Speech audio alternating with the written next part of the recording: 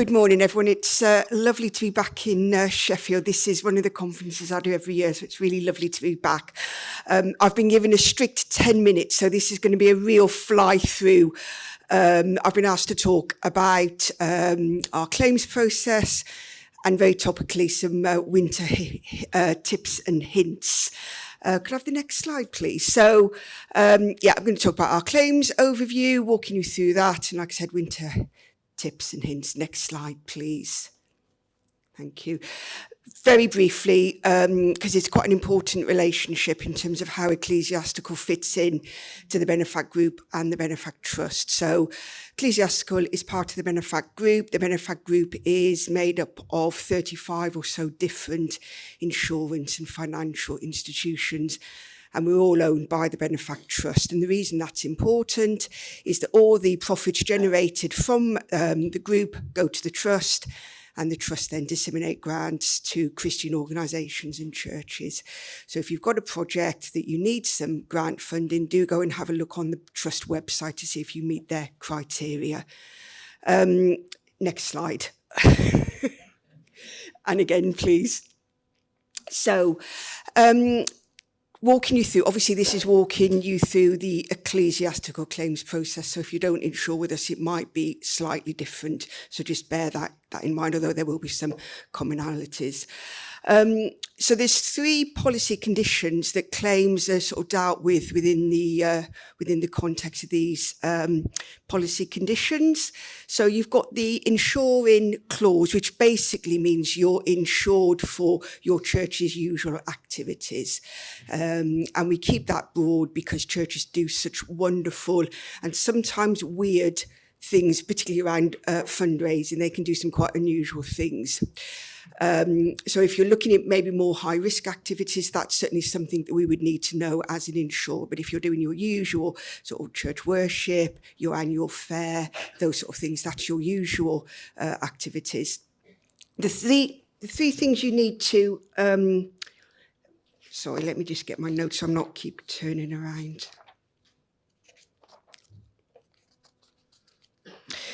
The 3 conditions to bring to your attention is maintaining the building in a sound condition. So that's about having a good maintenance regime in place. Making sure you're taking reasonable precautions. So that's about undertaking risk assessments, trying to mitigate against trips and slips, those sort of things. And exercising reasonable care. So that's making sure that you're following diocesan safeguarding policy, that you're making sure you're doing your portable appliance testing, electrical test, fire risk management, etc. The really important thing as well is making sure external metal has got forensic marking on. So our preferred partner is Smart Water. So you need to make sure that you've got Smart Water applied or another forensic marker. It's registered with the company, and you've got signage up as well. And if you don't meet that condition, the claims are turned down. Next slide, please. Electrical fires, in terms of they can cause some significant claims for us. So again, it's making sure that you have the correct electric circuit checks undertaken by appropriately qualified electricians. Slips and trips, they are one of the major concerns for us as an insurer. So that's, again, making sure that you're doing your best endeavours to make the historic environments that a lot of our churches sit in, making them is as safe as possible. And we've got lots of resources on our website to help you think about managing your health and safety obligations. Our claims, they tend to be very...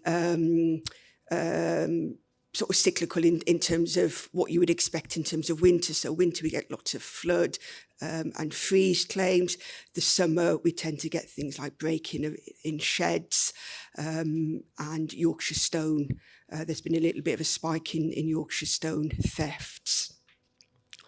We're seeing, and I think this is linked to the weather conditions and the extreme heat and drought that we've had through this summer, increased subsidence. Now, most churches aren't insured for subsidence.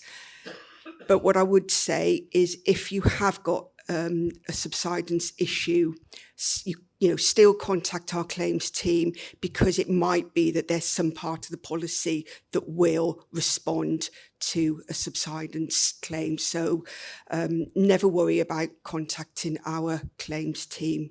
Next slide, please. So just walking you through our claims process.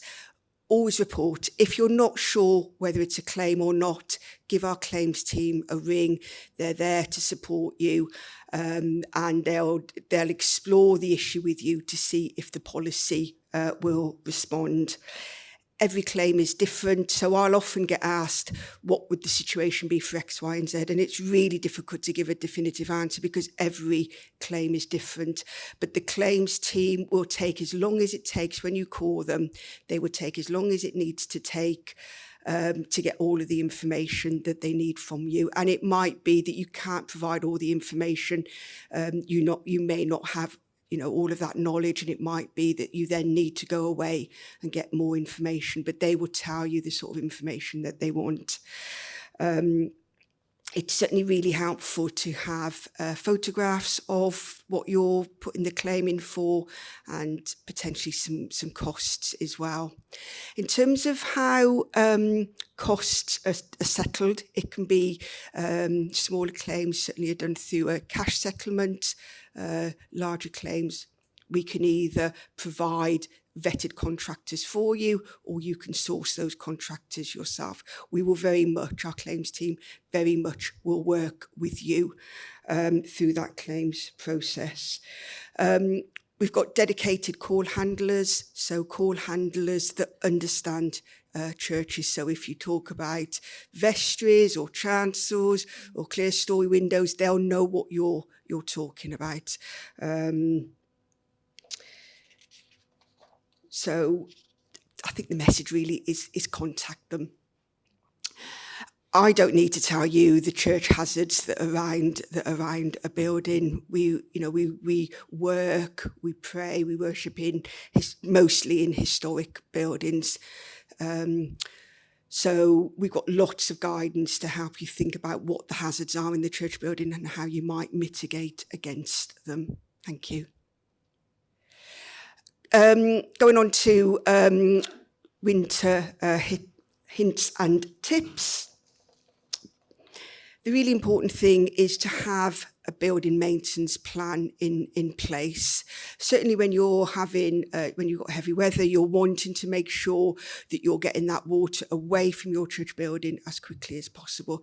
And you do that by making sure your drains are clear, your downpipes are clear, and doing those regular maintenance checks. Undertaking roof inspections. If you see loose and slipped slates, get them replaced as quickly as you can. Now, in terms of roof inspections, we wouldn't be saying for church wardens to be going up on the roof. Make sure you're using contractors or people who are competent in terms of using ladders. But in terms of maintenance and keeping an eye on a church building, there's certainly a lot you can do from ground level, using binoculars to have a look. The best time to check buildings in terms of leaky roofs and downpipes is when it's raining, because that's where you can see any fractures in drain pipes and that. Temporary heating, by the very nature, temporary heating should be there temporary. And if you are using temporary heating, think about where they're located, making sure they're not near combustible items, making sure they're not where people can trip over them, or wandering leads, etc. Candles, we see that as that can be a major cause of fire. So again, we've got guidance about safe use of candles, and the main thing is to make sure that they're not near combustible items, that you've got a fire extinguisher nearby, they're on a good stand, and that they're extinguished at night. The last thing is about storms, and boy, have we had some rain. I live up in North Yorkshire. I didn't even venture out yesterday. The dog had to wait till 8:30 before I ventured out. There's things obviously that you can do. usually warnings the storms are coming. We will certainly get it out on our social media feeds. So if you're on Twitter or if you're on Facebook, check out for our warnings. You've got the BBC warnings as well. So there's things that you can do, making sure windows are closed, doors are secure. If there's things in the graveyard that might be able, get blown over and cause damage, things like seating, make sure they're secured.